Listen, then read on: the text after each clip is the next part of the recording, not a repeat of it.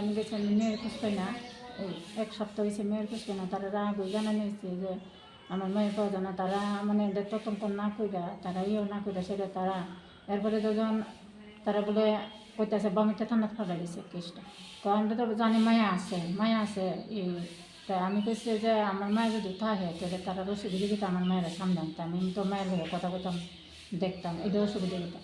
তারপরেও তারা এরম ধরনের কথাবার্তা করে সে ব্যাপারে আমরা টাইম দিছে যে আপনাদের কাউকে আপনার মায়ের আইনা দিব থানার ভিতরে, আপনার মেয়ের কথা বলতেন তো আপনার মায়ের কথা কোয়ান। তারপরে আমার ছেলে মেয়ে দিনের চাকরি করে।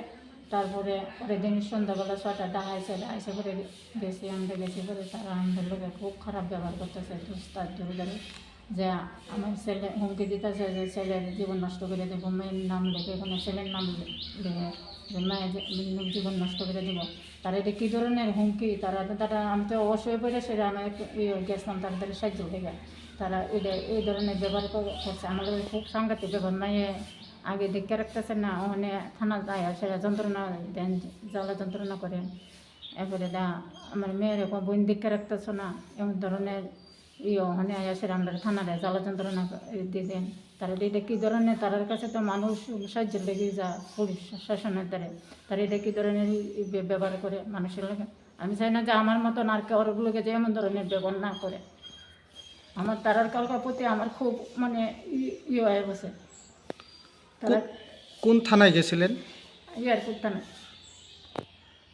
আপনাদের সঙ্গে আপনারা কার সঙ্গে কথা কইছিলেন? আমরা থানার ওসি অভিজিৎ মণ্ডল। আপনাদেরকে টাইম কয়টায় দেওয়া হয়েছিল যাওয়ার জন্যে? 6টায় টাইম দিয়েছি।